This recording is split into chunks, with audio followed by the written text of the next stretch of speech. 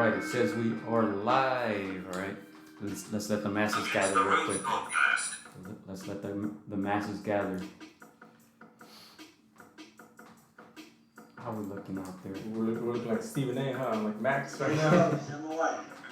Yeah, let me, pardon me, ladies and gentlemen. I have a couple tabs that I have open. Against the Ropes podcast. Let's see. Alright, let's replay that. We'll start in about a minute. Clyde is here, Xicana Boxing is here. Hey, they're coming, folks, they're coming. It's Sunday, right? Everybody's at home chilling. Sunday night. Sunday night. Alright. Against the Ropes podcast. No wine today, lady. Just water. Welcome. Against the ropes, number one. Alright. Alright, I'll stop playing with this here. Against the Ropes podcast. Sean is here. What's up? You guys hear us okay? Yeah. Alright, let's get started, man. Where did I leave my little, fell already. My little notes. Alright, do the intro. You got us. This is episode 83, live from Quarantine Studios in Long Beach. Hell yeah, that's what's Yeah. up. What it do? Second, let's chillas. Second last check. That's what Lily said. We got water. Yeah. Just got water, I mean. No, Alfonso, you think Alfonso still has his streak of just water for the year? Nuh-uh. I highly doubt it. You think so? Highly doubt it. It's tough. That looks clean. What software are you using? Hey, thank you, Sean. I'm using something called OBS. If you Google OBS, you'll find it. Actually, Lily, I think, was using an easier one. Mm-hmm. I think it was called StreamYard, the one we were on last time.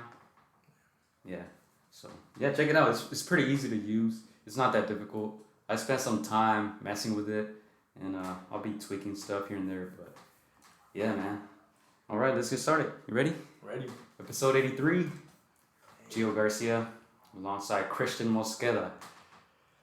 So it's going by slowly, right? If this was pre-quarantine, we would have been probably 90 episodes in, maybe around now. Yeah. It's all right. We gotta keep it going. You used OBS when you did YouTube. Oh, how was it? Did you like it? It's okay. It's not that difficult. OBS was too complicated.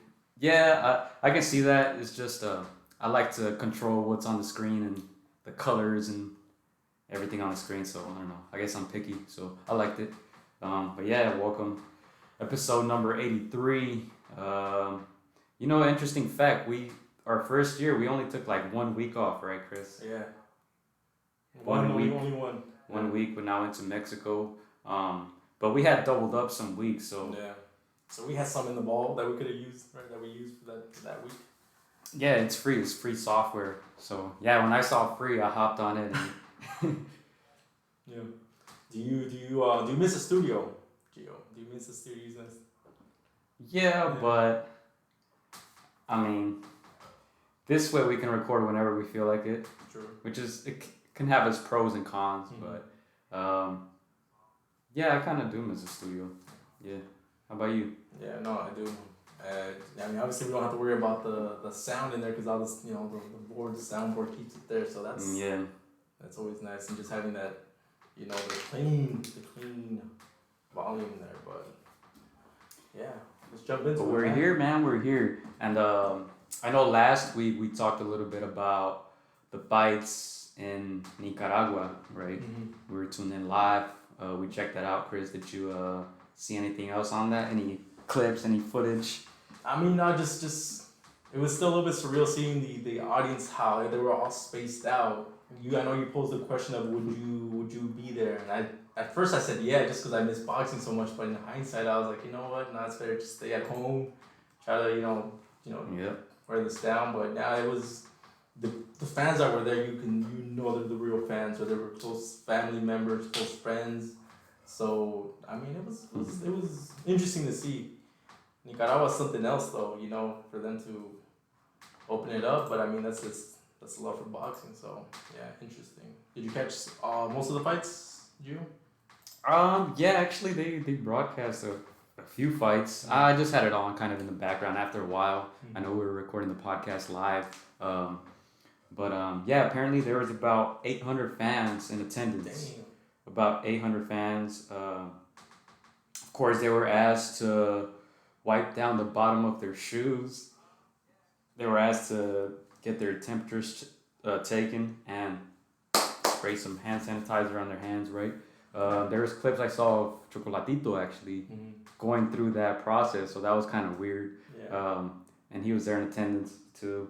He kept his mask on at all times, even during the interview, and he touched it 87 times, right? We were joking about that. He kept on fixing the mask and this and that. But yeah, it was interesting. Lily says it looked weird. Yeah. It looked. Yeah, there was something off about it. Even the first row was not that close to the ring. The ring girls had their faces covered. I saw a couple people who didn't have masks. I think the main event, there was some rappers who came out rapping or whatever. The intro music for one of the gentlemen fighting, and they didn't have masks on. But other than that, most people did. The trainers, the refs, 87 times. Yeah. No, I mean, to me, the thing that I saw was kind of weird was doing the interviews with the masks on. That was just a little. I mean, the sound was good, but it was just. You could tell it was awkward because even the guy interviewing, he wanted to be loud enough to get the sound. He was really cool. If you're doing an interview like this, it's gonna sound pretty weird. Yeah, it's like you would know. It's like us doing the podcast with this on, right? It's like, can you hear me all right, Gio? I can hear you okay. I don't know if they can. Yeah, I don't think they can, but yeah, no, it was. Yeah, it was a little weird, and we were joking. We'll see if this becomes a thing, right? Yeah. We'll see if Nicaragua becomes a destination for future fights, right? We've heard some rumors of 4th of July here and there, right? Yeah. I'm pretty sure you were glad to see that or to hear that, and we'll get into that in a little bit. Yeah. But yeah, that was Nicaragua. I don't know. You have anything to add on that? Nah, it's just that it's interesting that it was a third world country, right, that decided to take the risk. But I mean, again, it's less regulation there. Yeah. It's a 12 cases reportedly.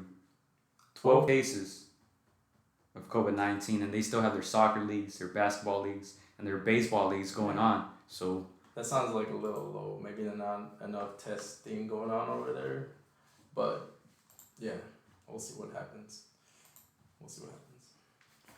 Supposedly there's a fight mid-May in Mexico. That's interesting. Yeah, I was looking at the ESPN calendar. There's a bunch of fights already lined up for July, late June. Yeah. Still not sure if that's gonna go through. I see more people out on the streets, but still we know that there's a second wave that can happen if they decide to, open up, sooner than expected. So we'll see. And I heard I think South Korea had one too. I didn't read much about that one, but I heard about it. But yeah, that was Nicaragua. And then I'm gonna go ahead and play this clip, man. A lot of people have been, sharing on the internet, right? Yeah. You probably saw this on 100 Instagram boxing pages, right? Yep. When something happens, everybody feels the need to repost it. Yeah. Dude, I've seen this clip on so many, not just boxing or mixed martial arts, but a lot of famous celebrities, putting it up. There's a reason why, this guy's, this fighter, retired 53 years old, doing this at this age. Oh, I thought this just because they didn't have any content. Yeah, a little bit of that too. But yeah, impressive. Look at that, dude. This guy's just 53 years old, like you said. Yeah. And he looks like he's 33. Yeah.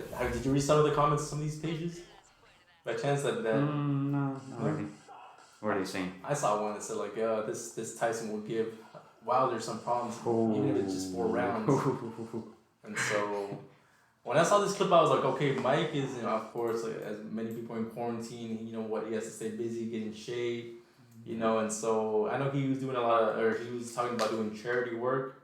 A lot of people saying, I'm not going to sign up, to die for a charity. Isn't he doing it in exhibition? Yeah. He's doing an exhibition, right? Exhibition charity, so... Yeah, I mean, that reminds me just of Chavez Sr. with Tariso Arce. I mean, these are names that are way past, into retirement, but a lot of people will still see these. I mean, you can see Mike still has a skill, still has those flashes of what he used to be. Dude, it was scary, right? Even that his batting coach is like, oh, poor guy. Dude, yeah. I'd be scared for my life if I was that guy. I mean, poor guy. But people will still tune in to see Mike, and he looks sharp, fast, strong. Yeah. There's a reason why he was so feared in his prime. And yeah, just before the podcast, I was scrolling through my YouTube channel, seeing his knockouts, and dude, I mean, I don't think anybody is as feared as Mike was in his prime. You have your heavy punches, Deontay Wilder, but I mean, it's not the same. It's not the same fear. It's not the same fear. It's just a great mixture of speed and power and self-belief. He was taught by one of the best trainers to ever grace the sport in Customato, and man, this guy just kind of brainwashed him into thinking he was so indestructible. So yeah, I would pay to see Mike get in there again. 4 rounds, I mean, you're gonna get the best of Mike in the short fight. So all right, Comics Vet on the check-in says, I'd give Tyson a great chance against Wilder right now. Just so know how good his chin is right now. Yeah, I'm sure he hasn't taken a punch in over 20 years. How long? At what age did he retire? 40?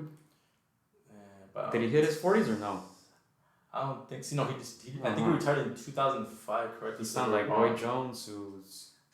Have you seen Roy Jones' last couple fights? Yeah, he looked very chinny. Yeah, he looked I think he took a punch from Tarver and he kind of just folded. So, yeah. If Mike can get there first, man.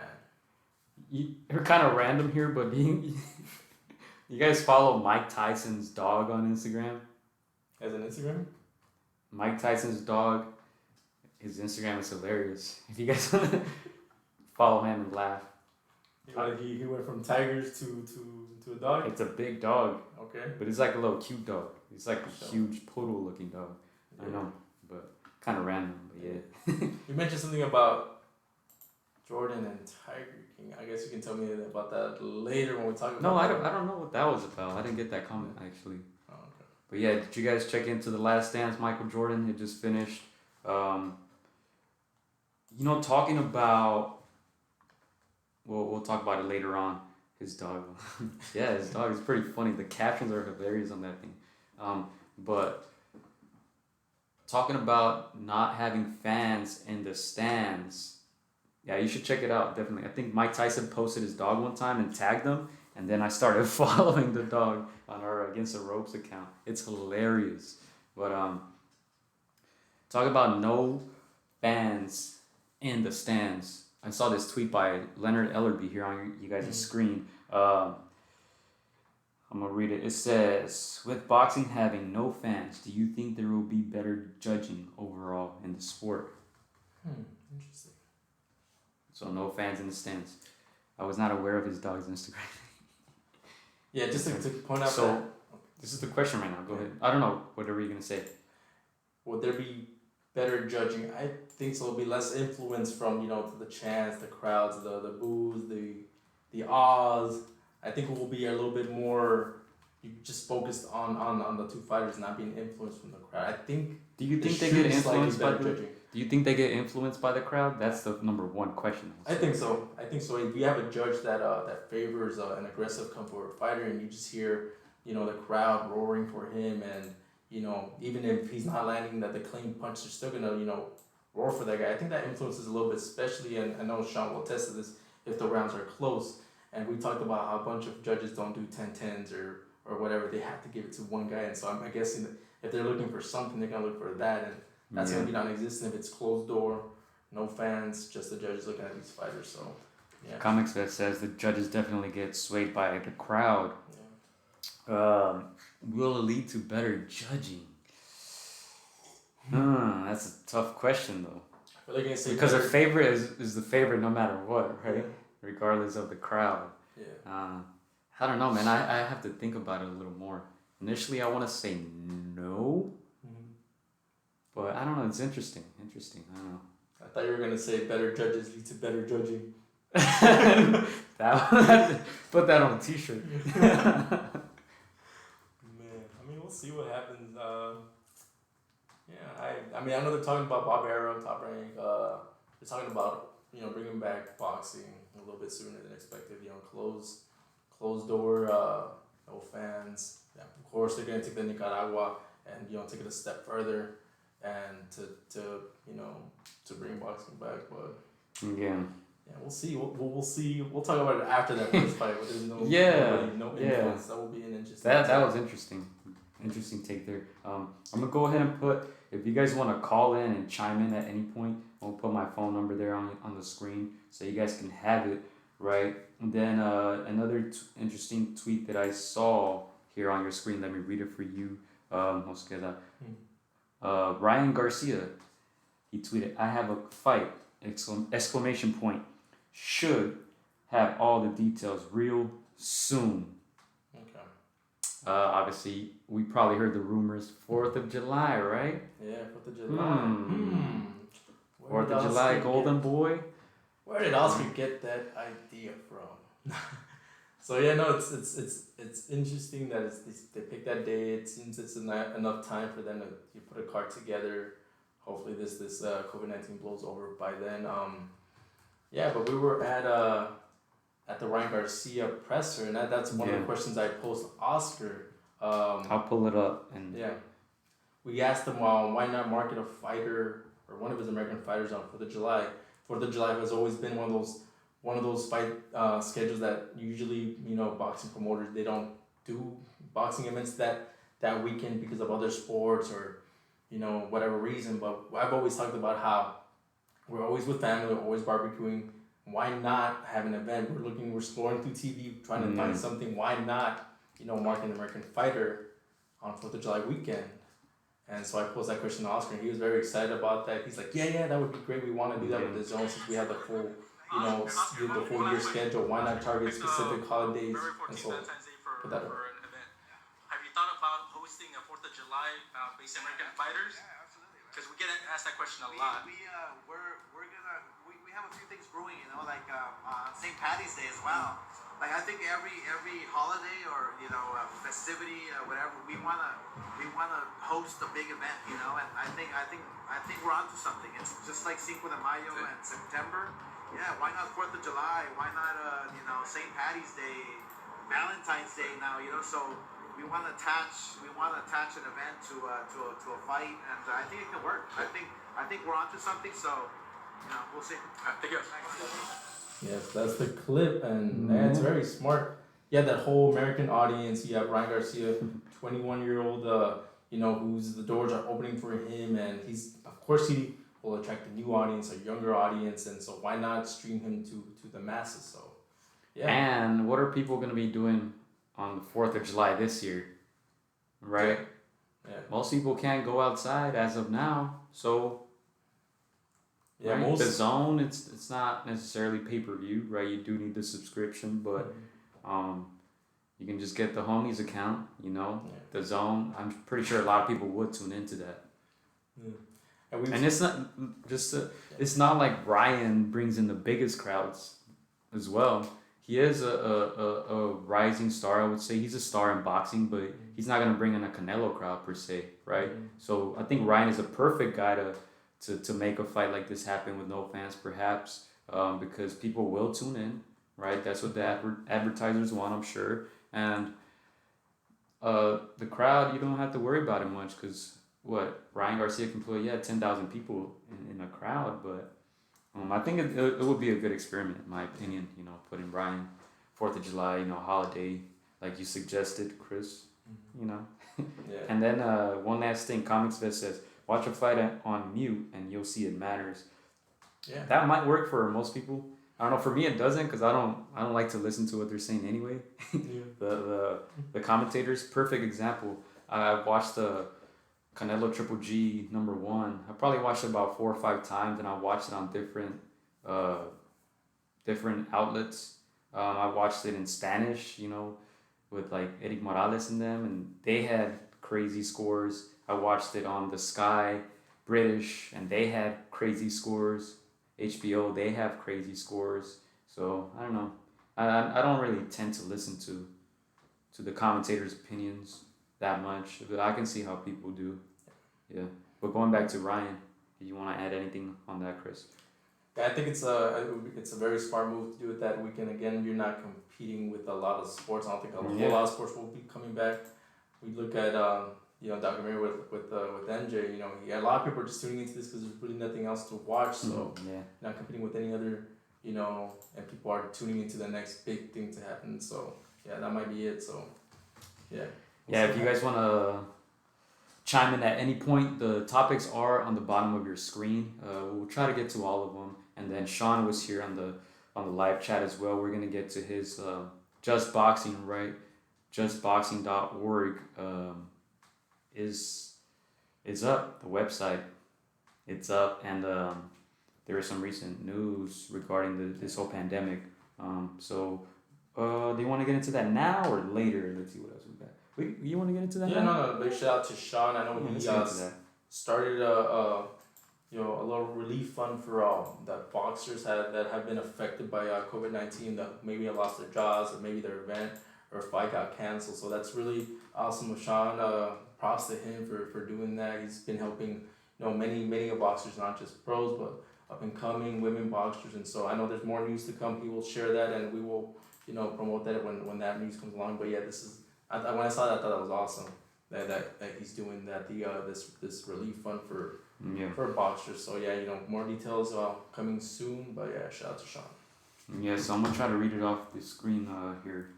Actually, it's pretty small on my screen, but it's called the Pandemic Protection and Relief Grant. It's for boxers who have been affected who were supposed to fight in the months of March, I believe. Sean, if you want to clarify there on the live chat, or if you want to call in, feel free. But yeah, the details are on your screen. If you guys need more information, go to justboxing.org or contact Sean. I'm pretty sure he will respond to your direct messages on Instagram or other platforms. So if you guys know of anybody who is interested, or if you guys want to share this, please do so, because it's pretty cool, man. Sean wasn't playing out here, man. He's We had to talk about this when he was on our show, and we were on his show as well. So he'll call. Okay, he said he'll call in a little bit. So he has some plans, definitely. I'm pretty sure when he started this wasn't a thing that was planned, right?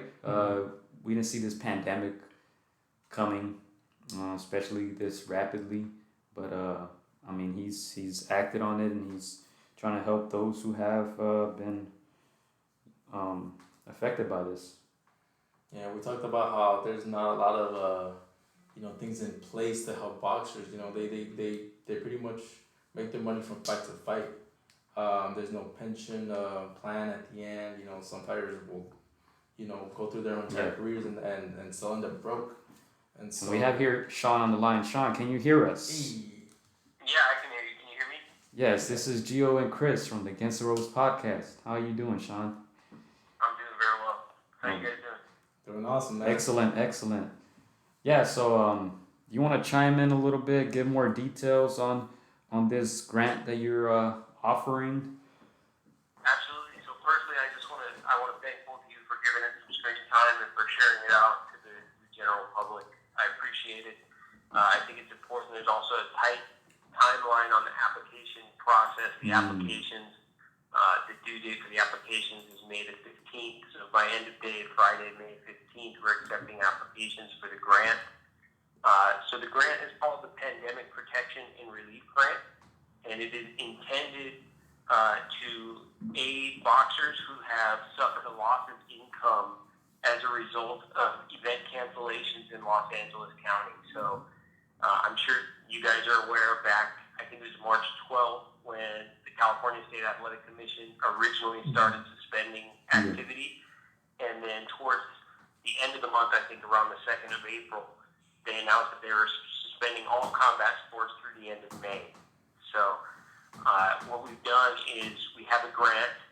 If you had an event, if you're a fighter who is scheduled on an event in Los Angeles County in the months of March, April, or May, you may be eligible for the grant. So you can find the grant guidelines at justboxing.org, as well as the grant application. And a couple things. One is you can also nominate a boxer. So not everybody is necessarily going to be willing to step forward and ask for help. But you can nominate a fighter through the application process using the same application, the same guidelines that are on the website.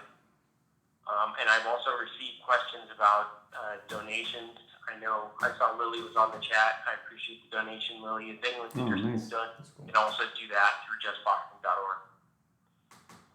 Excellent. So what's the deadline once again? May the 15th, Friday, May 15th, through the end of the day, 12 p.m. Pacific Standard Time. We'll accept applications. Every application will be reviewed. We can't commit necessarily to providing relief to every boxer who applies because we don't know how many will apply at this point in time. But what we can do is we commit to reviewing every application thoroughly, and that we will, of course, be expedient about it. We'll look through them as quickly as we can after that deadline, May 15th. And we will prioritize everyone based on the guidelines that are specified there on justboxing.org and based on their need for relief. So, but we will certainly be handing out grants. So what's the best way to contact you, Sean, if anybody has any questions or anybody they would like to nominate? Through the website. Go through the website and do it. Yeah, so all the information you need is on the website, the applications, the guidelines, and the contact information. They're all there on justboxing.org. And you can reach us. The email is there. The submission guidelines are there. Everything you need is there. Excellent. What are some of the common questions that people have had, Sean, that you want to answer? On this or on anything concerning the nonprofit organization? Well, on this in particular, there is an FAQ on the website. Oh, okay. Goes through some of the most common questions, but I'll quickly hit on some of those points. So the nominations was one of them, was can we nominate somebody? That's one of the really common questions. You can nominate someone. You can do it through the same application, same guidelines. I'm not sure if we ended up putting that in the FAQ, but I've received that question a few times over the past couple days, so we'll be adding that. In terms of what is accepted, for instance, as evidence, if you look through the guidelines, and again, it's for fighters who suffered a loss of income in the months of March, April, or May. So some of the questions we get is, well, how do we show that we had an event scheduled in March, April, or May, for instance? And there's a lot of different things that you could do. You could show a fight flyer if your name or your picture is on a flyer from a given promoter. If that flyer was socialized by the promoter through social media, that's acceptable. You can show an executed contract if you have a contract that features your signature as well as the signature of the promoter or the matchmaker. We'll also take letters from the matchmaker or from the promoter that indicate that you were scheduled to compete. So there's a lot of different ways that you can show us that you were scheduled on an event. So it's fine that those events aren't listed on BoxRec or anything anymore. Yeah. There are other ways that we'll make sure to work with you to get that information. Excellent. Yeah, so that's the Pandemic Protection and Relief Grant. All right, Just Boxing. You guys could follow Just Boxing at Just Boxing on Facebook, Instagram, and then justboxing.org. It's on your screen. If you guys have any further questions, but yeah, before I don't know how much time you got. We don't want to take too much time from you, Sean. But if you want to chime in on any of the other topics that we have here on the screen, any comments that you want to share with us? Just that I love the format that you guys are doing and that you continue throughout the process of shelter in place. It's been, pleasant given the absence of boxing to get to sit and watch you guys and to talk through, some things that everybody is experiencing and wondering. So I appreciate it, and I see that, especially today, it's getting cleaner and all the time. So thanks. Thank you, man. We appreciate that. And when I logged into YouTube right now, I saw that you guys had a video on Just Boxing, right? Today? We did, yeah. Okay. So we had taken a hiatus for a couple of reasons. One was because of the situation where we would film, for instance, Just Boxing Live, we would do it at the gym, and obviously the gym is closed. Yeah. And before going immediately into remote sessions, we realized we need to kind of, as a foundation, we realized we need to audible and focus on COVID relief. I think you guys, you were around when we talked about some of the initiatives that we've been planning to do, before all of this happened. Yeah. And in light, or in, as we evaluated what was happening as this was unfolding, it seemed like, those initiatives had to take a backseat to the fact that there were fighters who were going to be out of work for some period of time and who had already suffered loss of income as a result of this. So we kind of had to focus on getting the website up, focus on transitioning from what our plans were for 2020 to what we're doing now with the Pandemic Protection and Relief Grant.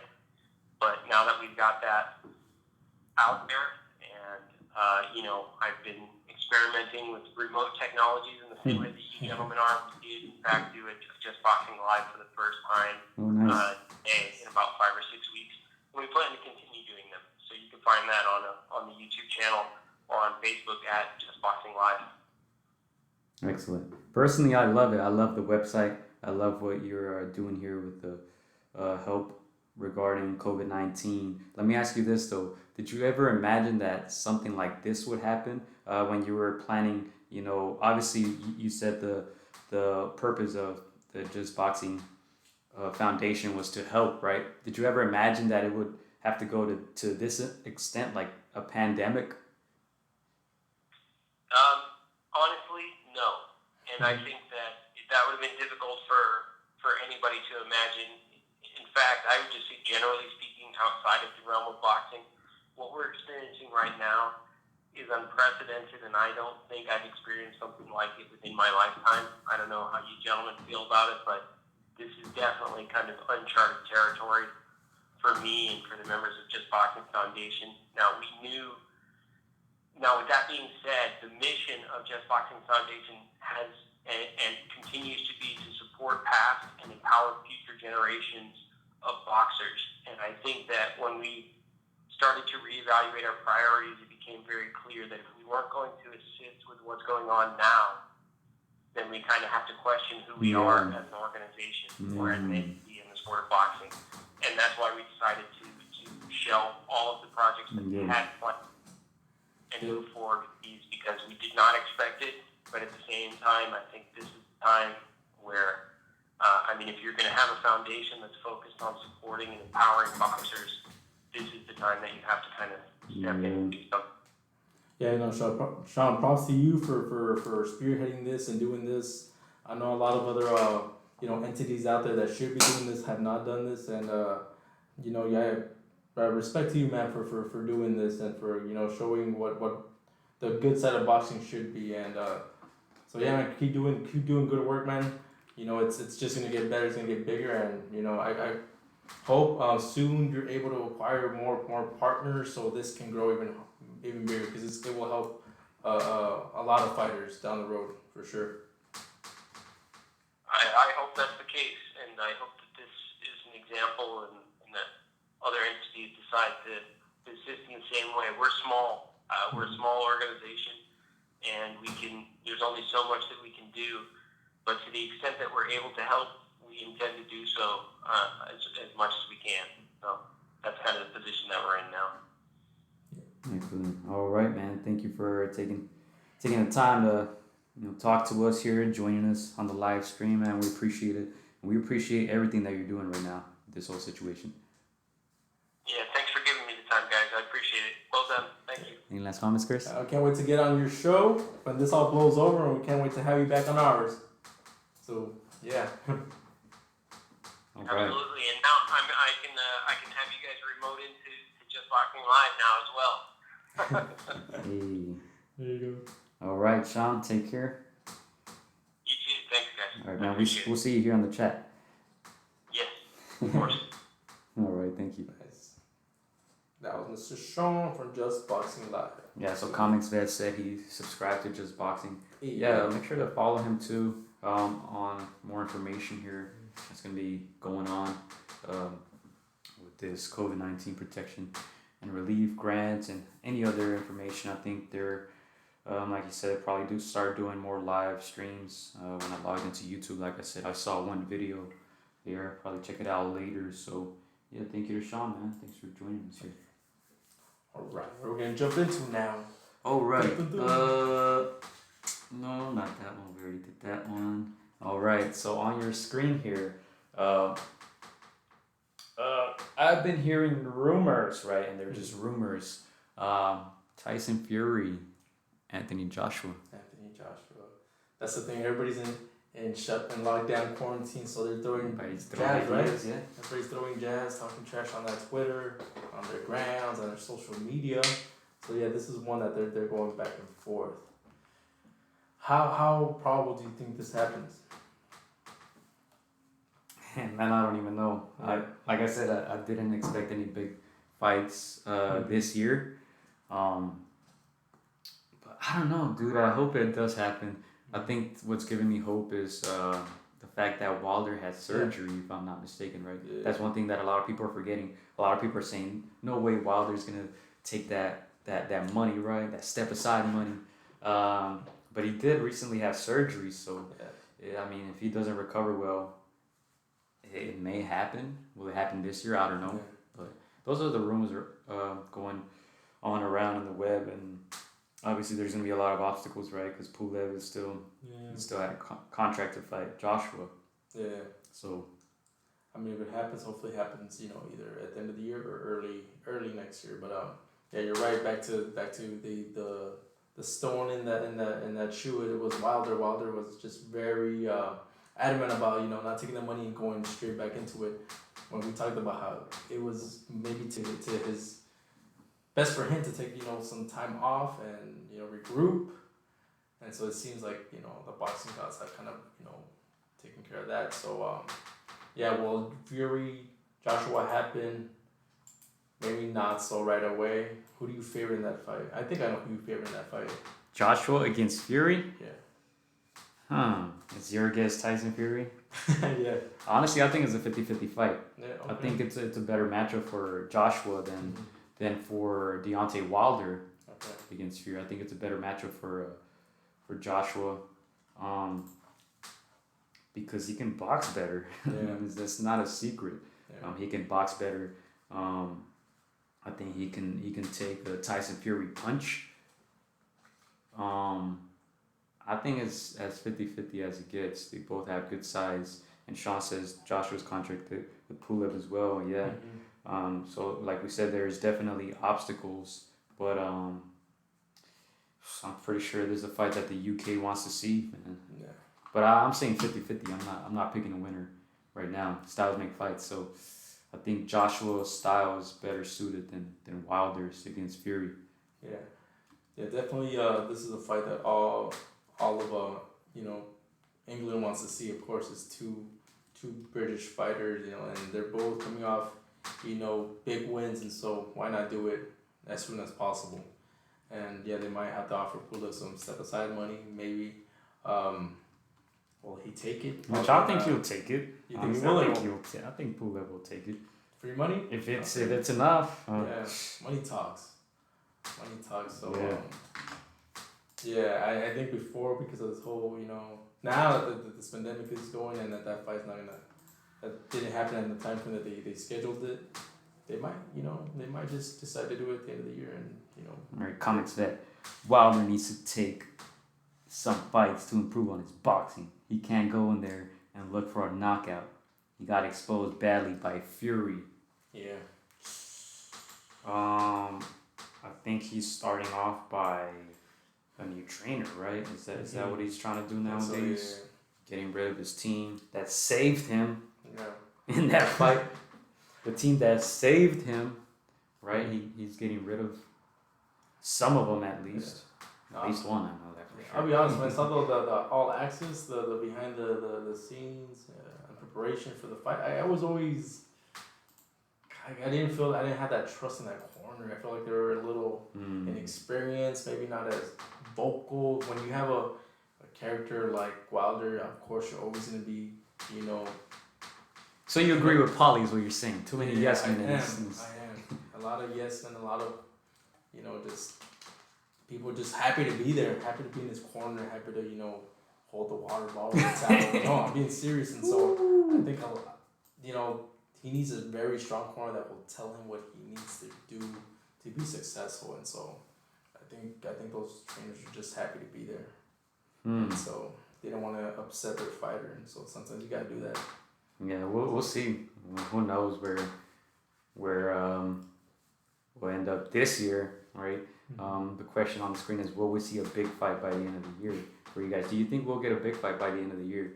Especially since a lot of athletes seem like they don't want to perform in front of an empty arena, right? We've seen comments in basketball. We've seen some boxers say, I think Delfimo said that, right? If I'm not mistaken, that he doesn't want to fight without fans. So we'll always get a big fight, right? And even the Ryan Garcia fight on 4th of July, I'm hearing that it's not going to be Linares. That's what I heard, at least. They're saying he's not in the United States to begin with. So, where is he, in Venezuela? Or where is he? I'm assuming. Yeah. Did you know that Linares' first, I think his first 9 out of 10 fights were in Japan? Yeah, I saw that. That's interesting. Yeah, Linares. Super seasoned. He's 47-5. I know he's one of Sean's favorite fighters. 47-5, 29 knockouts, right? And he started his career in Japan. I think because of age. Yeah. I think he was very young. I think he needed to be 18 to be a pro in Venezuela, so he just went to Japan, started his career there. But I don't know. Do you wait? Like, I don't know if we talked about this already. We probably have. But who are you favoring in this fight? If Ryan does fight Linares, especially on 4th of July and with no fans, does that even make a difference? I was gonna say, post their last fights in November on Valentine's Day, I had it 50-50. Even though Ryan 50-50. Yeah. Even though Ryan looked sensational, Linares looked very good. But it's just the improvement that Ryan made, so I thought it was 50-50. Now, I'd say 55-45 for Ryan. The longer this fight takes. You've been watching the Instagram clips? Kind of bit your lip there a little bit like Sean on our show. Remember that? Ooh. That was hilarious though. You don't remember that when Sean was on our show? Yeah. He's talking about Ryan, and you said you made a comment about him like biting his lip when he was talking about Ryan. You remember that? That was hilarious. Man, yeah, but I think the longer this fight it takes to be made, it's gonna favor Ryan. But you said July 4th. July 4th. We're in May. June, July. Who looks more active? Bro, Instagram, active? Son. Yeah, I think Come Ryan. on. Ryan looks more active. If Linares is back home, then he's probably thinking like this. Yeah, but right now 55-45 for Ryan. Yeah, I think he's hungrier at this point, for sure. Honestly, I'm going to say, hopefully my math doesn't fail me. 51-49. 65-35 for Ryan. Wow, that's a lot. 65. That's a big jump. That's a big jump, right? Yeah. Simply because I feel like Ryan is more confident than ever now. Mm-hmm. His last couple knockouts are very impressive. Yeah. One-punch knockouts, you can't buy power, right? Mm-hmm. And we've seen Linares go down. Yeah. Right? We've seen him go down against a bigger Pablo Xicana, yes, but man, I think Ryan can take him out, man. I think Ryan can take him out. Yeah. We'll see. Yeah, I mean, I saw them both in they were in the little workouts, and Linares looked sharp, very very sharp, very confident, very happy. Yeah. Okay. Ryan looked good too. It's just I think the experience is still a big factor in. Can Linares outbox him? Yes, I think that can definitely happen. Mm-hmm. But I feel like once he feels the punch, I feel like it's gonna change. That's my opinion right now, though. I haven't been too impressed with Linares lately. So, but I think it's one of the fights that should happen. Yeah. Right? I feel like Ryan needs that in his career, and Linares as well. He deserves a payday, man. He's getting older. How old is he? 30. 34. Yeah. He's 34, right? You gotta wonder how many big fights he has left. Yeah. Especially in that weight. You know, he experimented with 140. It didn't go so well, right? Mm-hmm. He did fight a big 140, right? But man, I don't know. I'm taking Ryan Garcia, man. Yeah, I'll give Ryan props for taking the step up. Yeah.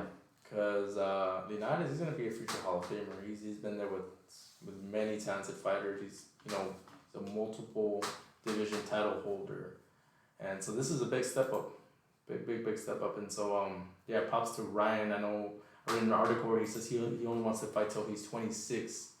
He only wants to fight until he's 26. Yes, because he wants to fight the biggest names up until he's 26. He wants to retire. Do TV or some Hollywood. Yeah, something like that. He wants. When we had his mom did mention that on our podcast. That he has aspirations to, And he's in a YouTube series. I think it's called On the Ropes or something like that. Yeah. Not against the ropes, but on the ropes. On the ropes. There's a difference. The difference. All right. But yeah, he could be on the ropes like a luchador. Yeah. Like Rey Mysterio or something. 6'9". So he wants to bust up the Rock. He wants to have other careers outside of boxing. So yeah, he wants to take on the biggest names, and he has Oscar as a promoter. Oscar who never shied away from those big names, those big fights where there was some very high risk in a lot of those. So what better promoter than to put him against the big names in his prime years. So yeah, we'll see. That's very promising for his career, because he's been he's been trolled a lot for not for just being the face, or just not for being a Instagram star. So yeah, he said this year he wants to prove him wrong, and so this pandemic slowed it down a bit, but we'll see. There are a lot of big fights that can happen for Ryan. Right, there are a lot of big names, a lot of names who I feel like kind of attach themselves to Ryan, right? For the promotional aspect of it, but there's definitely Devin Haney that he'll probably see down the road. Gervonta, right there, his name's in the mix. Vasily Lomachenko. Ryan. Yeah. Vasily. Teofimo's in there. 35. Yeah, Teofimo too. I know Teofimo does not like Ryan Garcia. Yeah. There's another gentleman who we saw doing some mitt work with Floyd Mayweather Jr. Right? Oh, that's right. Rollies. The Forgotten Man. We're talking about. We're having this conversation. I hopped on Lily's live, Xicana Boxing. Okay. We're talking about this conversation a little bit, and she said she was actually going to. Jess is calling in. What's up, Jess? Yeah. Let me answer this real quick. Let's get that call. Yo. This is Gio from the Against the Ropes podcast. What's up? Hey, hello? Yes, can you hear me? Jess, you are live on the podcast, my man. Live. How you doing? Oh, good. How you doing, man? What you got, some movies in the background or what? I hear you talking about Ryan Garcia. Okay. Am I out of line for saying he has a 65% chance of beating Linares? What do you think? So, can you guys hear me? Yes. Can you hear us? All right. Am I out of line for saying that Ryan has a 65% chance of beating Jorge Linares? What do you think? Well, you know what? That is definitely a hard challenge. You know why? Because Leonardo, he is a veteran of the sport.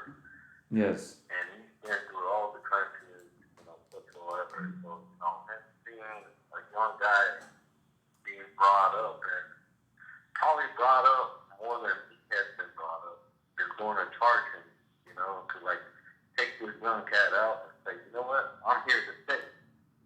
But that being said, with the right tools that Ryan Garcia has, and just coming up in the sport, with the great Canelo,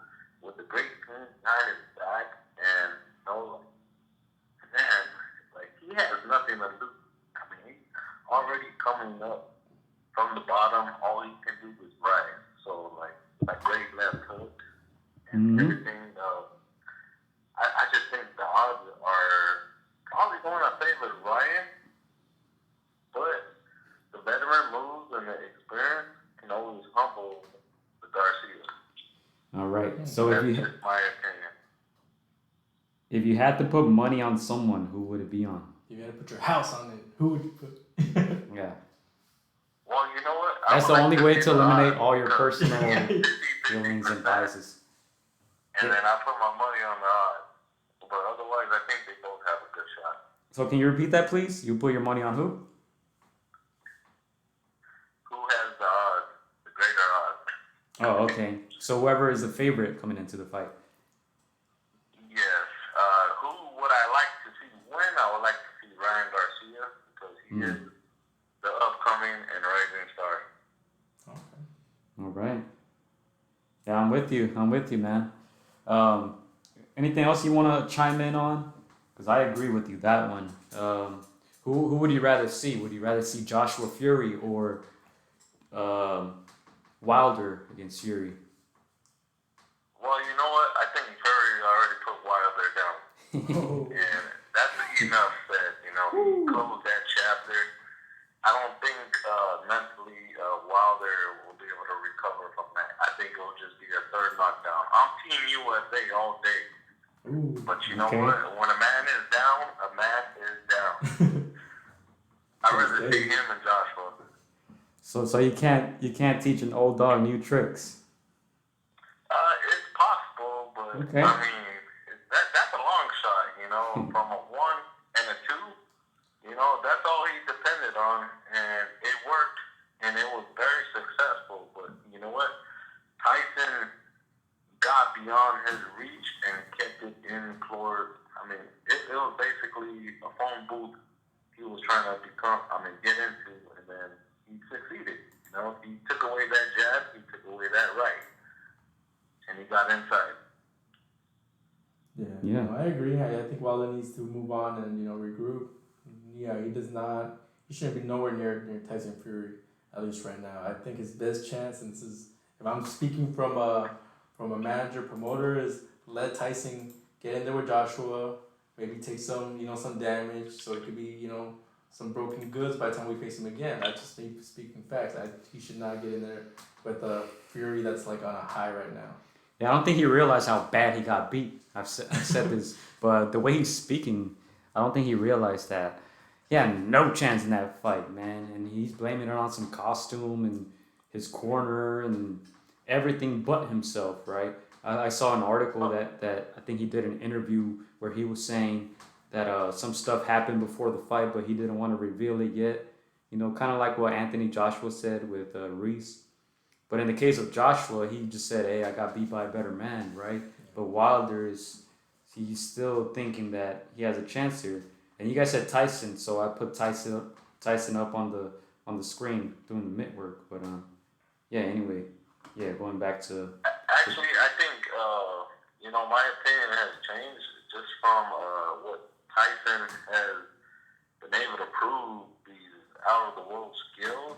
Like, every top dog is going to have a very hard day facing him, for real. Yeah. I mean, he showed he could box from the outside and the inside, and then he could dig deep, you know? Honestly, he has a chin because he gets back up, so he's very that's one of the things. In that ring. That's one of the things that people say, that Fury doesn't have the best chin, right? You may have even said this. Maybe it was you. I'm not sure. But I remember somebody said it on our show that Tyson Fury doesn't have the best chin because they've seen him go down a couple times. But I don't know, man. The way he recovered from that knockout against Wilder, because it was a knockout, right? Yeah. He would tell you he blacked out, and then he woke up and got up and continued to fight. Probably won that round, right? Even though, of course, they're not going to score for him. But, yeah, interesting, man. Well, I still feel like the first fight, and I don't want to eat no words or anything, but I still feel the first round that he shouldn't have been stopped that early, you know? I don't think You don't think the count was right? Huh. Oh, tell us more. You know, the count wasn't that right, and after that, the second one, there is no excuses. No one could say anything about it. Okay. Yeah. So see, I can appreciate that because he said he's Team USA. Jess said he's Team USA, and he thought Wilder perhaps got cheated out in the first fight, but you can recognize that in the first one he got washed, right? Unlike most people who are doing these YouTube videos of these cheating wraps or gloves or the costume and this and that, right? No excuses in the second fight, right? No, whatsoever. Yeah, I can appreciate that, man. And to add to that, if Floyd can get away with Uncle Roger jumping in and getting that disqualification, do you remember Tyson that? Fury deserves his extra second or two. You remember that, Jess? When Roger Mayweather and Leonard Ellerbe, who were in the corner of Floyd Mayweather Jr. against Judah, there was about 10 seconds left in the round, and they hopped in the ring and tried to ambush Judah. You remember that? Oh, I definitely remember that round. And what did they do? They ignored it and they said, "Let's let this fight continue." Nothing happened, ladies and gentlemen. Let's stop this riot real quick and then continue. That should have been a disqualification for Floyd, Jess. I love you guys breaking up. Oh. We're saying no, we're not breaking up. We're still here. We're still here, baby. Don't try to break us up, Jess. No, it's so choked sad. See, comics favorite numbers. By the way, I really appreciate both of you for the fact that you guys are throwing a shout out for my son. Yeah. It's that Paul Rodriguez. So Hey. Shout him out, man. I appreciate that. Yeah, shout him out. Where can you follow him and yourself? It's Paul Rodriguez. I really appreciate the work. Gio, I appreciate the graphics, all that. You know, I appreciate you both. You know, all you guys are hard work and what you guys do. You know, for this live podcast, and it means a lot. You know, I like to follow it, and then I also appreciate the fact that you guys invited me multiple times to go sit ringside with you guys. So, you know, I'm here with you guys to support you all the way. Hey, yeah, no, we miss those seats, man. And once we get back into it, we'll have you back on as well, for sure, bro. Yeah, and thank you for joining us, man. I would really appreciate that. Yeah. And thank you for joining us, and thank you for calling in, man. You know, a lot of people tend to be shy and stuff. Right. You know what I mean? You guys are the bros. Next time there's a big fight at my pad, cerveza's on me. Yeah, bro, for sure. And whenever little man starts getting fights, you let us know, dude. We'll make the drive. All right, guys. Well, you guys have a good night, and I'll continue watching. Hey, all right, man. Stay busy. Keep up the good work, man. You guys are doing great. Well, thank you very much. Have a good night. All right, you too, man. It's our boy Jesse. Boy Jesse checking in with us, man. Good conversation here. Objective conversation, right? That's what we like to hear. Yeah. No, I like that. Yeah, Team USA, but you know he calls it how it is, and Wilder. I think I said it before. I think he's only won 2 rounds out of all the rounds that they fought. Yeah. So. Yeah, and that's the part that I don't think Wilder realizes. Yeah. He probably won 2-3 rounds in this whole series, right? 2 fights. How many rounds was that? 12 and then 7, or 12 and 6? Mm-hmm. Let's say 18 or 19 rounds, and you only won a few. 3 at most. Being nice. Being nice, you know. So. But jumping back to Ryan and the other guys in that division, man, I would love to have seen like a world super series with those guys in it. You know, Gervonta. Yeah. You know, Ryan, Vasily, Teofimo. Man, that would be sick. How long are we giving Loma? Because even to me, right now, it seems like 135 is a little high for him. Every time he goes into the ring, he is the smaller boxer physically. Yeah. Mm-hmm. You know, so I kind of worry about him sometimes, man. Yeah, he's giving up a big size advantages. Yeah, against Luke Campbell, he gave away reach, height, all these factors that against should have as well. Against Linares as well, he should have played in their factor. It's just and I think it does. I think it does to a certain extent because he was dropped against Linares, right? He's not knocking out these guys like he was before in the 30. Pedraza. Yeah. right?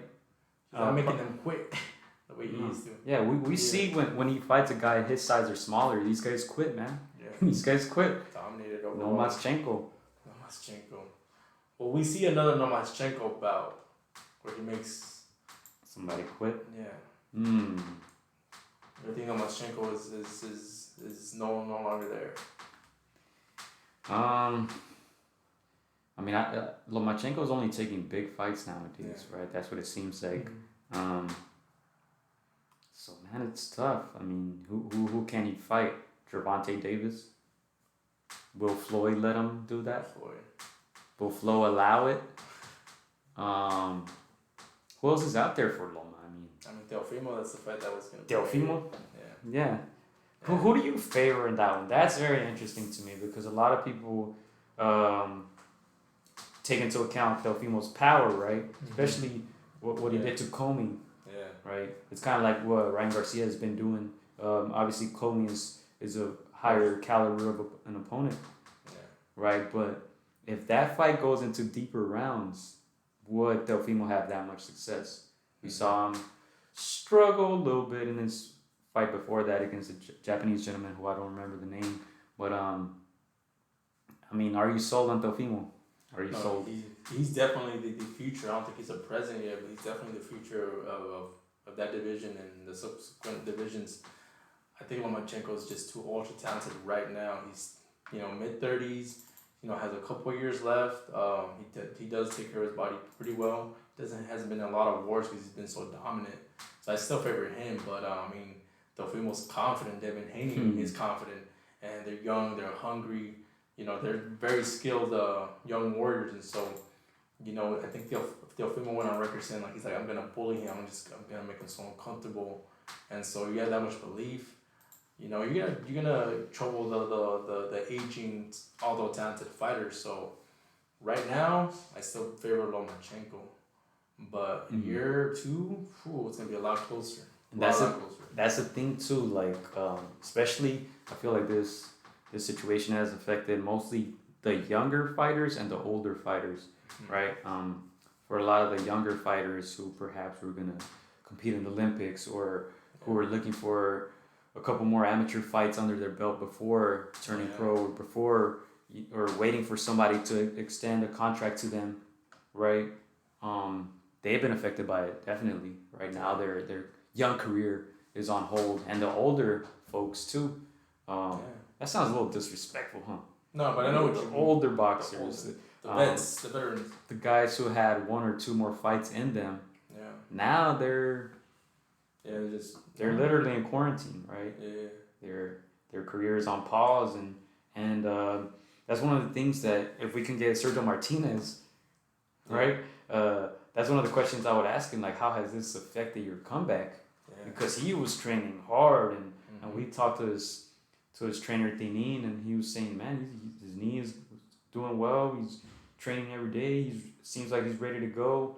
They're probably gonna do a tuna fight, but now that's seems like especially in Spain, it's not in the plans anymore. Yeah. Also, for them, it's like time is definitely not on their side, so they want to kind of like do it as soon as possible. So, and man, Denin giving us that inside scoop that he does want to come back and he does want to not just fight local fights, but go for the big name. Man, it's interesting, and so we can't wait for this again to pass over and to see what happens. I know you're probably not if you were in his corner, you probably wouldn't want him to come back, right?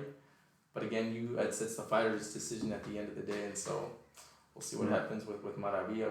We're gonna try to get that interview in, and we have a lot of questions. I know ladies can jump in and ask some questions. Very interesting because I don't know how that. If he decides that it's no go, how would that affect his Hall of Fame?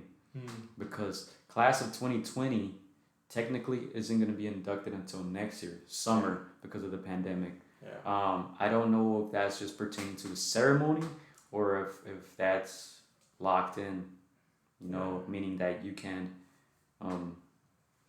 add names like a Sergio Martinez who was, retired and not retired, half retired, whatever. Yeah. But that's interesting. Comics that here says Teofimo like another 2 years, and he'll be at the top of 135. Yeah, probably 140 though. Yeah, he's a big boy. He's at 135 right now, right? Mm-hmm. And I saw his last live with Rollies. He was saying that, yeah, 135 is a little tough for him, so he wants to fight with Lomachenko now at 135 because who knows how long he can make that weight comfortably.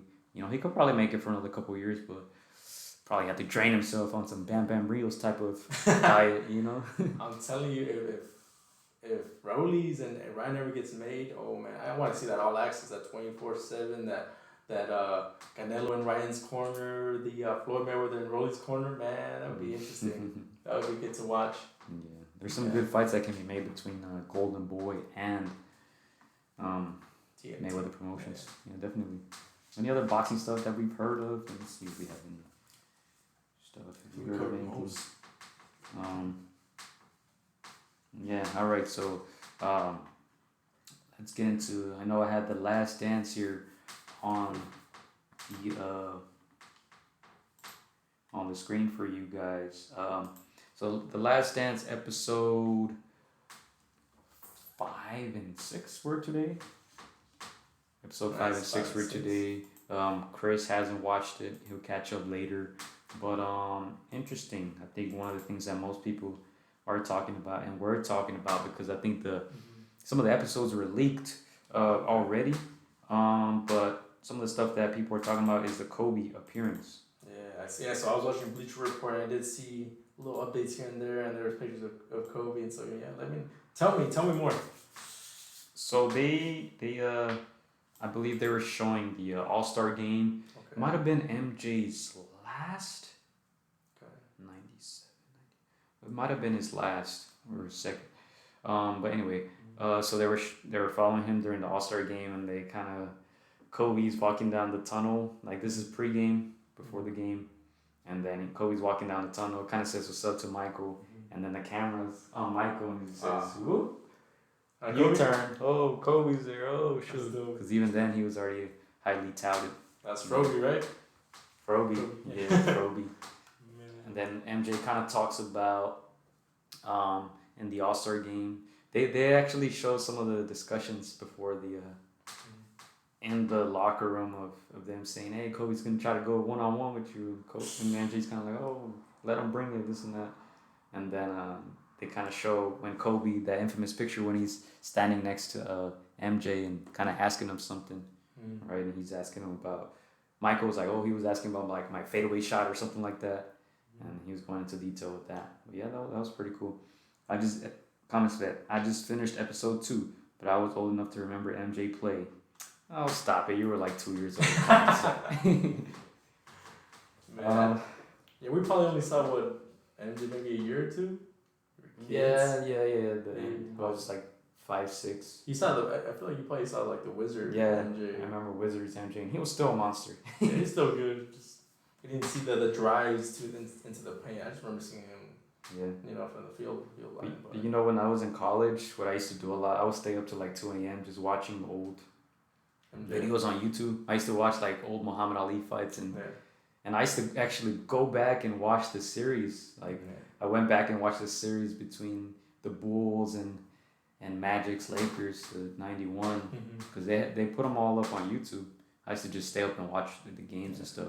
Because I was always like, I always wondered, like, man, what makes these guys so great? Like Muhammad Ali and Michael Jordan, right? Yeah. And then, so I think that's what these type of documentaries, making me feel old, Sean.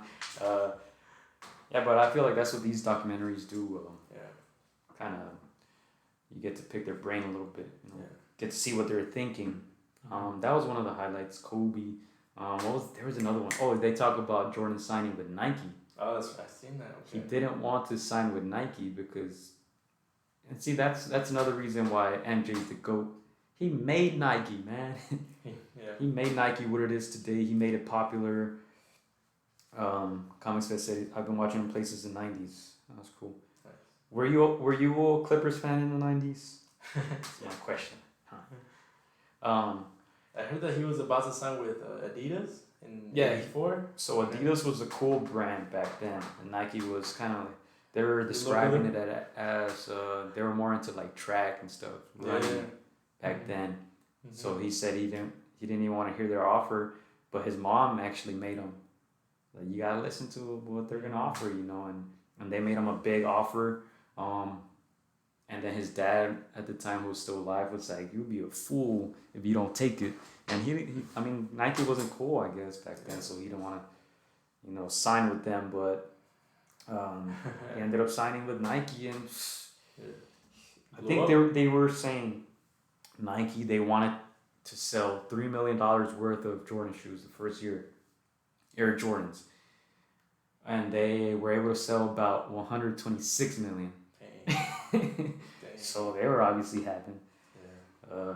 Always been a Clippers fan. Respect, man. You must have suffered a lot. What do we joke that Clippers are the Cruz Azul of basketball? Man, that must have been tough times. But yeah, Mike. That's another reason why I would say Michael's the GOAT. He after that Dream Team, and it sounded like a riddle, huh? But I'll just say the Dream Team. After that team. That's 88? Or is it? 92 in Barcelona. I was born in 92 actually. But that's when basketball really became like more global, right? So y'all gotta give Jordan credit for that. And for Nike, man. For Nike. Is that the 92 where Oscar. Where IT wasn't taken? Yeah. Oh. I thought you were gonna say when Oscar won the Olympics. That too. Yeah. But yeah, Isaiah's still a little salty about that. Salty. Lakers stuff for the last 10 years. I don't know. I don't really care. Because they won enough. You know, we were very spoiled at growing up as Laker fans. Because from 2010 to like 2012, you always felt like they were going to win the championship. You know, so it's cool to be humbled a little bit. Come back to earth because you can't win them all. I'll pose this question. If they do a last dance for any fighter, who do you think the top 3 names would be? Three documentary of the absolute best in boxing. Past or modern. Well, the absolute best, you had to say Ali, but there's a million Ali documentaries, right? Yeah. And there's a bunch on Mike Tyson. Yeah. I mean, there's a lot of mythical boxers, right? Like Sugar Ray Robinson, right? That we don't know as much as we know about like Ali or Tyson, obviously, because technology, advancements and all that stuff. But that would be one that would be very interesting, especially because back then they used to live wild, man. Yeah. I mean, just another example of Michael Jordan. He was talking about most of his teammates would be doing what do you say the term lines? You know, they'd be doing lines right there in the room and stuff like that. They labeled them the traveling cocaine circus. Dang. That was in the 80s. And we know a lot of boxers who in the 80s were doing wild stuff. Yeah. Right? So I think it would be interesting to see what they were doing back then. And obviously, the times of Sugar Ray Robinson, the racism going on back then. Right? I think people forget about that aspect of boxing in the early days. Like, everybody was against you. Everybody wanted to see you lose, right? If you didn't win by knockout, you know, chances are the people in charge were, you know, they had the power to keep you down. You know, that was one of the things of the fight I posted recently of Jack Dempsey and Jess Willard. I guess Jack Dempsey had some Native American, some Irish ancestry, so they didn't like him. So Jess Willard, who I suppose was of European descent, they were talking about, we're gonna take this title to our people, right? Like, kind of separating Jack Dempsey from quote unquote his people, and I mean, I guess they took a lot of pride in doing that. But yeah, I mean, that would be interesting. I don't know. What about you? For me, it would probably have to be one of the four, the Marvelous Four from the 80s, either Duran, Leonard, Hagler, or Hearns. So there's a movie on Duran, right? I still haven't watched it. Yeah. Still haven't watched. That would be interesting. Yeah. I was gonna say Leonard, but I think you need to do like a last dance. You have to have some controversy. I think Leonard was always that golden golden goose, the golden boy, you know, not really messing with controversy outside. I think Robert Duran, a Last Dance documentary would be very, very interesting just because like, he had a lot of partying and party turmoil on the outside, but yeah, he's still very dominant on the ends. Like, and that's the thing too, like when people try to hide like, oh, this guy lost to that guy, oh, this guy quit to that guy. Yeah, half these athletes were like on drugs or alcohol, you know, in their primes. So it's like a lot of like the newer athletes are just 100% clean, as they say, right? Like Floyd Mayweather Jr., right? And it's just like these guys back then were on all these substances, and they still reach these great heights, right? Imagine if they were actually clean and were 100% focused on their craft. I would probably want to see a Pulitzer Chavez documentary just because when you see documentaries, you don't want to just see like that they were great at their sport. Like you want to see stories within stories within stories. Like, and assuming that he had cameras following him from, right? Because that's how that Jordan documentary came about. They had cameras following him. Let me get to some. Jack Johnson would be a good one. Okay. Jack Johnson. Was he before Jack Dempsey? I think before, Yeah, I think he was, right? Yeah. Because I read some stuff that he was described as like the most popular African American heavyweight champion or something like that. Yeah. He was sleeping with a white woman when it was outlawed. So. Duran's movie is called Hands of Stone. Don't bother watching it. It's not good. Yeah, it has Usher, right? Playing oh, you can't. Usher playing Leonard. Yeah, Sugar. I'll take your advice, Comics Vet, from a guy who watches a lot of film. I'm always kind of curious though, but I'm not the biggest fan of boxing movies, but I do like to see like the biopics of these guys. Cool. Yeah. I didn't like Southpaw too much. Southpaw? I know y'all were grilling me for that last time. Lily was over there laughing at me for. Bleed for This was good. I like Bleed for This. That was good. Oh, Vinny Paciencia. Oh, that was chill. Yeah, and there's is it the? Dang it! Who's the other one? Well, we talked about the Raging Bull one, right? But I think the Vinny Paciencia, is that the one where he has the thing on his... Yeah, that one's really good. Yeah. Chavez documentary from like 15 years ago. I have it on DVD. Okay. Go. Bring it in. Check it out. Yeah. But yeah, Last Dance, those were the highlights. You gotta watch it. I'm probably gonna watch it again. I'm trying to remember if there was any other highlights of it. There's a lot of good like detail in these documentaries, but they go back to when he won his first championship, and his second and his third. Oh, and then they talk about a little bit about the gambling and then the media attacking Michael, right? Yeah. And I think at the end of his third championship, he was saying he was just exhausted because the media was just on his ass the whole time. Questions about the gambling and illegal stuff. I don't know. Yeah. But yeah. Did you feel something when you saw Kobe? Yeah, because I know you saw our group chat there, and we're like, dude, this is like the best first 5 minutes in TB that I've seen probably ever, right? And they kind of dedicated those first 5 minutes to Kobe, but it was good the way that they did it. It was good the way they did it because it wasn't all about Kobe, but it was just like, oh, Kobe's like there, he's like the next guy, you know. So it was pretty cool. The best thing about The Last Dance, LeBron is still the GOAT. Okay. 6. Alright, I'm gonna put up a 6. That's not the number of rings that Jordan has only. That's the number of losses that LeBron has in finals. You know what's crazy? Like a lot of the older like basketball people, they're kind of like just upset now. They're like, stop comparing LeBron to Michael. Like it's not even a thing. I think the only people comparing it is, I don't know, the people who just don't like Michael, or the kids, I guess, the 10-year-olds, because they've never even seen Michael Jordan play. But yeah, I feel like all the podcasts that I watch and all the first takes and this and that, everyone's just like over it, like just stop. Yeah, but Last Dance, we spent some time on that. Yeah, you definitely got to check that out. Another new stuff, I know the NBA, they haven't really said how they want to continue the season. If they are, I know LeBron did some tweets or something talking about so many legends say LeBron is greater. Honestly, dude, I haven't seen any legends say LeBron is greater except for the Bad Boys Pistons. Except for Isaiah Thomas and Lambeer. That's it. They said it? Yeah, they said it. But I mean, they've been saying it forever. Even like, and that just sounds very haterish. The bad thing is that LeBron only makes him look worse. Like, cause he just keeps losing finals. Like they've been saying this forever. And his legacy just kind of keeps getting worse and worse. Like, he didn't even make the playoffs last year with the Lakers. His first season in the West, he didn't make the playoffs. Yeah, that kind of... And even now, I can argue that AD is the best player on that team, right?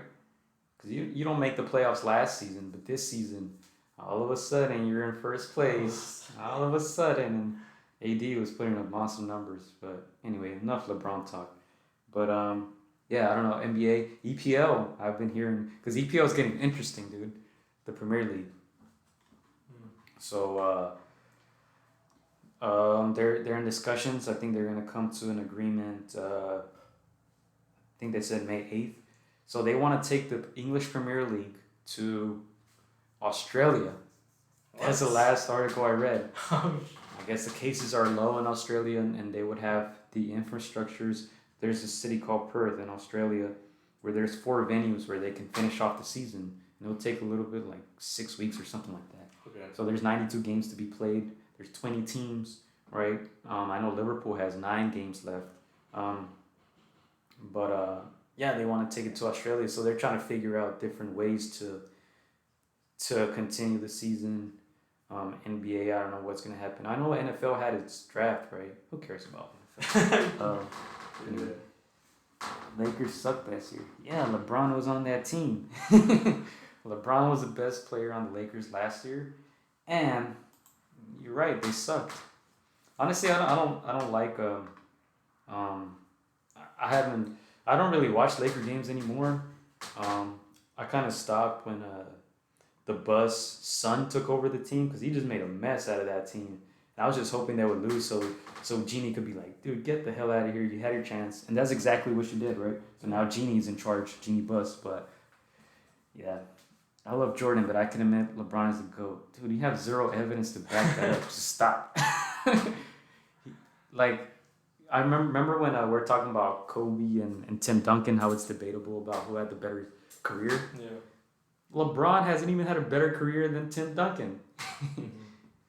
I mean, I could hit you with some facts right now, but I don't know if you want to spend time on that. Because, I mean, Duncan won more. He was more consistent throughout his career. And Tim Duncan is the best power forward ever, right? Man, I still put LeBron behind freaking Larry Bird as far as freaking small forwards. But it don't matter because the Clippers. See, this guy's a Clippers fan and he's a LeBron fan. I don't know, man. Anyway, back to EPL. What do you think about that, Australia? It's interesting. You want to finish out the season. You want to crown a champion. I think it's a good move. Obviously, you're not gonna have the British support, but ring argument is all you have. 2011. Yeah. I'll just leave it at that. Okay. 2011. I miss soccer. So take it over to Australia. Let's watch some games, man. Yeah, and I feel like that can also, like in boxing sees all these other sports, right? Of course, like the NBA is they're kind of like the leader in it, I would say, because they're the first ones to cancel everything. They're the first ones to cancel their league, and they have a very good commissioner over there and very good players association who are thinking of ways to bring it back. But I'm pretty sure boxing is looking at that too. And then, let's say if Australia hosts the Premier League, they'll be like, ooh, that's another... Go over there, yeah. Some Jeff Horn fights, Who's Jeff Horn? Yeah, no, that's paves the way. Again, we just want to get back to sports. See, look, as soon as possible. Comics fan, dude. You're supposed to say things that help your argument, not hurt it. He says Kawhi's the best player in the NBA. I think it's between Kawhi and Durant. But see, he's saying that LeBron is the GOAT. But how is he the GOAT and he's not even the best player right now? Yeah. I don't know. That don't make sense, man. All right, you must have been too young to remember Kobe's Utah series. Which one was that one? Kobe airball party. I mean, look, I've never seen Kobe get outplayed by a 34-year-old 5'11" guard coming off the bench in the finals. All right, you can talk about regular season all you want, but when it matters, guess what? He got 5. He only lost 2. LeBron with super teams have 6 losses. But I don't know. I honestly think that LeBron Jordan debate is laughable. Because I would still put like Kareem and even Magic and Kobe and Tim over LeBron. You know, just using common sense. But I don't know. Most people, they just love LeBron. I don't know. Yeah, to me, it's just him being in the East is just a much easier way road to the finals.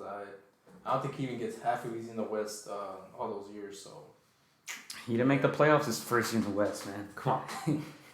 Anyway, yeah, we're about an hour 20 something in. So I don't know. Anything else you want to add? No, just shout out to all our birthday buddies, man. We were supposed to be in Vegas this weekend, but Oh, yeah. I mean, it is what it is. Safety first. Can always celebrate Vegas any other time of the year. But shout out to all our buddies, Jeebus, Lou, all the other guys that are celebrating their birthdays in quarantine. Yeah, and the Kobe airball party lost the player to Lakers 97. How old was Kobe? 19? 19. Right? Not even in his prime. LeBron got outplayed by Jason Terry in his prime. With Hall of Fame D Wade. With probably Hall of Fame Chris Bosh. And guess what? Dirk was 33? Jason Kidd was 38. Sean Marion was like 34. Jason Kidd was in that team? Yeah, in the Mavericks. Peja Stojakovic was like 36. Damn. And this guy, and not to mention Tim Duncan beat LeBron when he was like 38 too in the finals. So. Experience. And Kawhi wasn't even in his.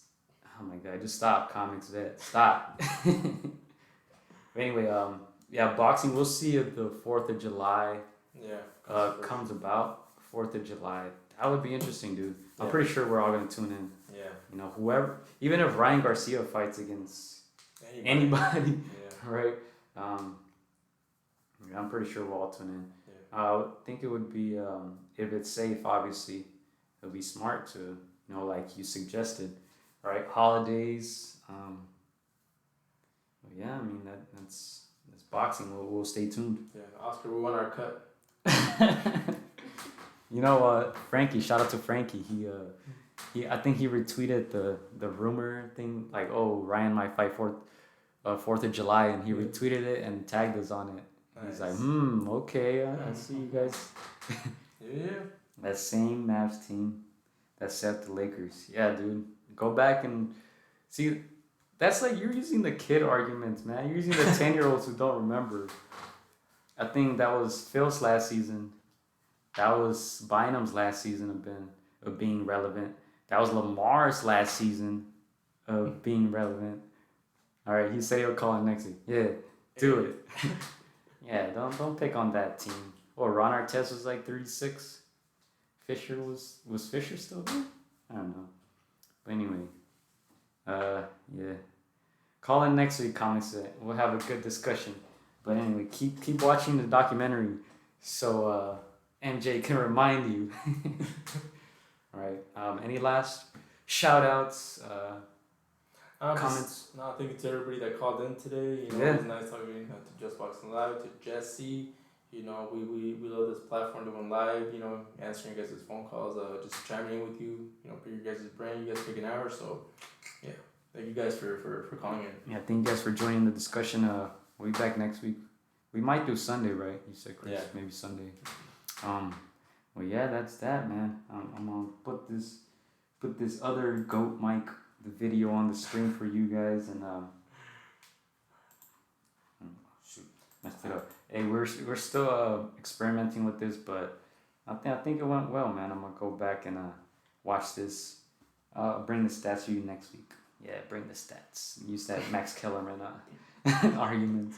Dude, I saw a meme. It's so funny. They put a Paulie next to Max, and they're like, "Who is the better commentator?" And they're like, "Oh, Paulie, but Max is a better puncher." Oh, too funny. All right, we'll leave it at that, man. Thanks, you guys. Thank you, Sean, once again for checking in with us. Keep you guys posted, and yeah, Still got it, Mike. Yeah. Against the Roots podcast. Yeah, that's cool.